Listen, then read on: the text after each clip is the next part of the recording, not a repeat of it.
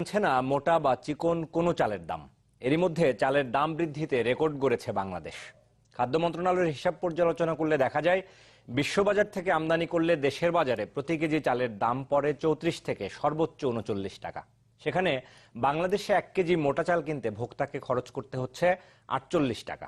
বিশ্লেষকরা বলছেন, মজুদ ব্যবস্থাপনায় ঘাটতি এবং সরকারের সঠিক পদক্ষেপের অভাবেই চালের বাজারে এমন ভোগান্তি। সকাল সকাল বাংলা মোটর থেকে বাজার করতে এসেছেন গৃহিণী জলি আক্তার। কারণ বাজারের এই পাইকারি চালের আড়ত থেকে পুরো মাসের চাল কেনেন একসাথে।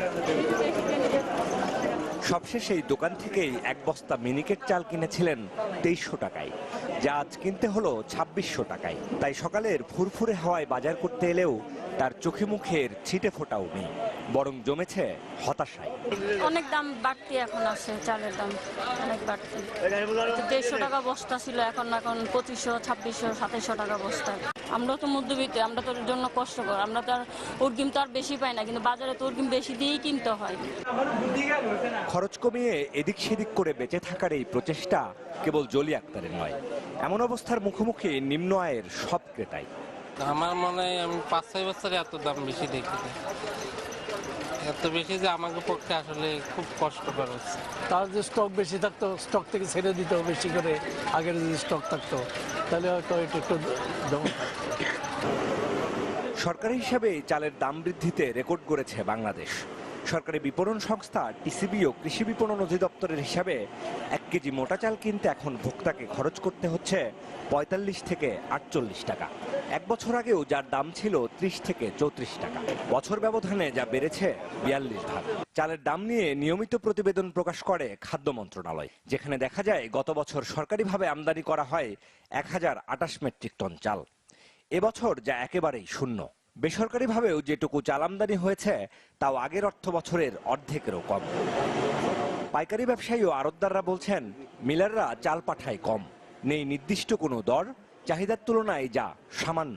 যে মোটা চাল আমরা বিক্রি করছি হলো 29 টাকা, 30 টাকা, 32 টাকা সর্বোচ্চ, সেই মোটা চাল হয়ে গেছে এখন 48 টাকা। তাহলে এই 48 টাকা 1 কেজি চালে যখন 10-12 টাকা বাড়বে, কে কিনতে পারবে? রেওয়াজে দেখে আসছি, এবং আমাদের ব্যবসায়ীদেরও যে ভালো তা না, ব্যবসায়ীরাও কিছু সুবিধা মুনাফা ধরে আদায় করি। হিসাব পর্যালোচনা করে দেখা যায়, সরকারি গুদামে চালের যে মজুদ রয়েছে তা গত 1 দশকের মধ্যে সর্বনিম্ন। খাদ্য মন্ত্রণালয়ের হিসাবে সবশেষ 6 জুন পর্যন্ত সরকারের কাছে চালের মজুদ আছে 1,98,000 মেট্রিক টন। বিশেষজ্ঞদের মতে এ সময় চালের মজুদ থাকা উচিত এর অন্তত আরো 3 গুণ।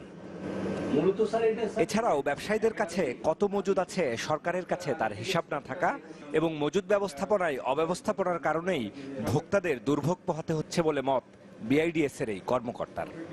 সরকারি যে তড়িৎ ব্যবস্থা এবং আগে থেকে যে তাদের স্টক যে কমে যাচ্ছে, সুতরাং আগে থেকে তারা স্টক রিপ্লেনিশ করবে, এই ডিসিশনটা তার নেওয়া উচিত ছিল। চাল আনবে ডিসেম্বর মাসে, তার এটা চালের আন্তর্জাতিক দাম বিশ্লেষণ করলে দেখা যায়, বিশ্ববাজারে চাল কিনতে এখন সবচেয়ে বেশি খরচ হচ্ছে বাংলাদেশে। সরকারি হিসেবে বাংলাদেশে 1 কেজি মোটা চাল যখন 48 টাকা, তখন ভারত থেকে আমদানি করে তা মেটালে দাম পড়ত 35.5 টাকা, পাকিস্তান থেকে প্রায় 38 টাকা, ভিয়েতনাম থেকে 36 এবং সর্বোচ্চ থাইল্যান্ড থেকে আমদানি করলে খরচ পড়ত 39.5 টাকা। গত 1-1.5 মাসের মধ্যে প্রথম শুনলাম 3.5 লাখ টন, তারপরে শুনলাম 3 লাখ টন, এখন শুনছি 3 লাখ টনের নিচে ক্রমশ কমতে আসে। এবং সরকারের যে ব্যবস্থাপনা, তাতে আজকেই যদি তারা বলেছেন যে 8 লাখ টন পর্যন্ত চাল আনবেন বলে তারা ব্যবস্থা করছেন। খাদ্যমন্ত্রী ভিয়েতনাম সফরে চলে গেছেন, চাল আনার জন্য সফরে যেতে হলো ওনার। এটা তো একটা বিরাট জিনিস, উনি মাথায় করেই চাল নিয়ে আসবেন সম্ভবত। কুষ্টিয়া, নওগাঁ সহ দেশের অন্যতম বড় মিলগুলোতে খোঁজ নিয়ে দেখা যায়, এবার মোটা চালের সরবরাহ কম। মিল মালিকরা বলছেন, হাওরে বন্যা বা প্রাকৃতিক দুর্যোগ এবং ভারতীয় চাল আমদানিতে বাড়তি শুল্কারোপ করায় চালের দাম কমছে না। সরকার যদি এই আমদানির উপর থেকে শুল্কটা প্রত্যাহার করে, তাহলে এই মুহূর্তে হয়তো বাজারটা কিছুটা নিয়ন্ত্রণ হতে পারে। এই বন্যার কারণে আমরা ধানটা পাচ্ছি না এবং দাম অত্যন্ত বেশি। সবশেষ সরকারি সিদ্ধান্ত অনুযায়ী এবছর বোরো সংগ্রহ মৌসুমে 7 লাখ মেট্রিক টন ধান এবং 8 লাখ মেট্রিক টন চাল সংগ্রহ করার কথা।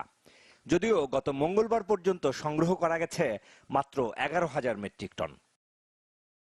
বাবু কামরুজ্জামান, চ্যানেল 24, ঢাকা।